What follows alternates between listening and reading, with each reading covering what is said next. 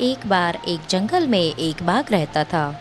एक दिन बाघ अपनी गुफा से निकलकर शिकार की तलाश में निकल पड़ा। जल्दी उसे एक शिकार मिल गया और वो उसे चबाना शुरू कर दिया। जब बाघ अपने भोजन का आनंद ले रहा था तो उसके जबड़े में एक छोटी सी हड्डी फंस गई।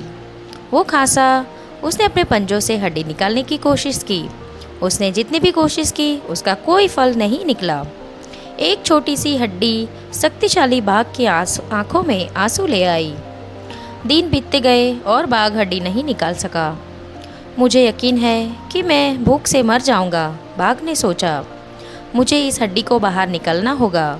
वो जानता था कि उसे अपने गले से हड्डी निकालनी है, लेकिन वो नहीं जानता था कि कैसे।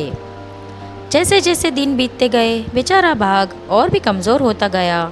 उसे कुछ नहीं सूझ रहा था कि वो क्या करे।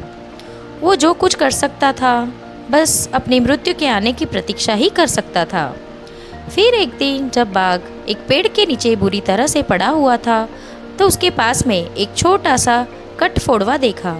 कटफोड़वा ने बाघ की बेचैनी पर ध्यान दिया। कुछ गड़बड़ है क्या? कटफोड़वे ने बाघ से पूछा। वहाँ मुंह खोलकर क्यों पड़े हो? ओह, ये तो कुछ भी नहीं है, बाघ ने सुस्ती से जवाब दिया। कुछ दिन पहले मेरे दांतों के बीच एक हड्डी फंस गई थी। तब से मैं ठीक से खाना नहीं खा पा रहा हूँ। मुझे यकीन है कि मैं इस वजह से भूख से मर जाऊँगा। कटफोड़वा तब कहता है कि वो बाघ की मदद करेगा। मैं केवल एक शर्त पर हड्डी निकालूंगा। अब से तुम जो पशु मारोगे उसके मांस का भाग मुझे देना होगा। बाघ बहुत ही हताश था। वो तुरंत सहमत हो गया। शर्त का पालन करने का उसका कोई इरादा नहीं था। उसने सोचा, तुम्हारे जैसी तुच्छ चिड़िया कुछ नहीं कर सकती। मुझे अपना भोजन इसके साथ क्यों बांटना चाहिए? बाघ ने सोचा। कटफोड़वा नीचे आया और एक बार बाघ को उसकी पीड़ा से मुक्त करते हुए हड्डी निकाल ली। जैसे ही हड्डी निकली बाघ शिकार की तलाश में निकल गया। कुछ घंटों के बाद कटफोड़वा ने बाघ को अपने भोजन का आनंद लेते हुए पाया। क्या आप अपना वादा पहले ही भूल गए हैं? कटफोड़वा ने गुस्से से पूछा।